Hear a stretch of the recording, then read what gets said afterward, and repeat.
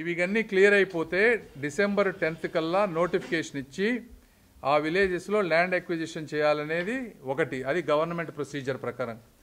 Government procedure ప్రకారం కాకుండా లోకల్గా ఉన్నటువంటి ఎమ్మెల్యే గారు కానీ నాయకులు కానీ వీరందరితో మాట్లాడి ఈ కోర్టులు ఈ గొడవలు లేకుండా ల్యాండ్ పూలింగ్లోకి ఇచ్చే విధంగా వాళ్ళు ప్రయత్నం చేస్తారు. ఇందులో ప్రాబ్లం ఏమైందంటే ఈ డిజైన్ చేసినప్పుడు చాలామందికి ఈ ల్యాండ్ కూడా గవర్నమెంట్కి వస్తుందని చెప్పి ఇందులో ప్లాట్స్ వేశారు. ఈ ప్లాట్స్ వాళ్ళు వెళ్తేనేమో రైతులు అక్కడ వాళ్ళకి లేదు కాబట్టి వాళ్ళకి ఇబ్బంది అవుతుంది. వీళ్ళకి సొల్యూషన్ ఏంటంటే చిన్న ప్లాట్స్ ఇది ఒక 3-4 నెలల్లో ఇది సాల్వ్ అవుతుంది కోర్టు ద్వారా కానీ లేకపోతే మా ప్రయత్నం ద్వారా కానీ.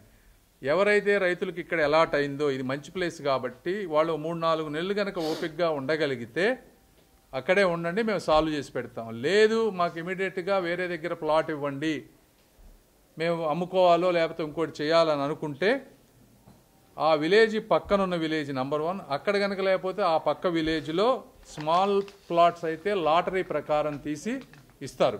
ఇది ఎక్కడా కూడా డిస్క్రిషనరీగా చేయడానికి వీల్లేదు. వేరే విలేజ్లో అయినా లాటరీ ప్రకారం మాత్రమే ఇవ్వాలి. ఇక్కడ ఒక్కొక్కసారి ఏంటంటే కొంతమంది పెద్ద రైతులు ఉన్నారు, వాళ్ళకి 10,000 15,000 గజాలు కావాలన్నప్పుడు లాటరీలో వేరే దగ్గర తీయాలంటే అక్కడ ఎక్స్టెంట్ లేదు. వాళ్ళని ఏ విధంగా చేయాలనేది ఇంపార్టెంట్. ఆ పెద్ద రైతులు ఎవరైతే ఉన్నారో వాళ్ళని దయచేసి ఈ ప్రాంతం ఇది కేసులు పరిష్కారం అయ్యే వరకు వెయిట్ చేయమంటున్నాం. వెయిట్ చేస్తే వాళ్ళకి అక్కడే ఈజీగా వస్తుంది. లేదు వాళ్ళకు కూడా మాకు అర్జెంటుగా వేరే దగ్గర కావాలి అంటే దాన్ని కూడా ముక్కలు చేసి లాటరీ చేయటం తప్పించి వేరే మార్గం లేదు. కాబట్టి ఇది జరగబోయేది ల్యాండ్ పూలింగ్, ల్యాండ్ ఎక్విజిషన్ మిగిలిన ప్రాంతంలో. ఏదైనా కానీ సాధ్యమంత తొందరగా ల్యాండ్ ఎక్విజిషన్ చేస్తాం.